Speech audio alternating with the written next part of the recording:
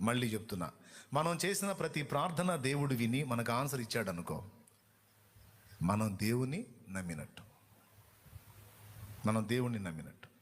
మన నమ్మకం, మన విశ్వాసం కార్యసిద్ధి కలిగించి మనకు అడిగిన వాటన్నిటికీ జవాబులు వచ్చినాయి.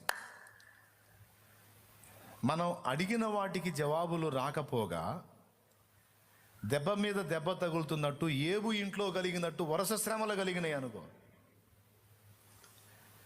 దాని అర్థం ఏంటో తెలుసా? నువ్వు దేవుణ్ణి నమ్మలేదని కాదు, నువ్వు నమ్మావు.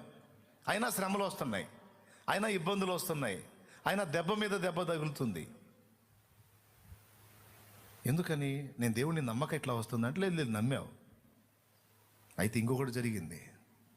నువ్వు దేవుణ్ణి నమ్మటం సంగతి అటుంచి, ఇన్ని పరిశోధనలు నీకు వస్తున్నాయి అంటే నిన్ను దేవుడు నమ్మాడు.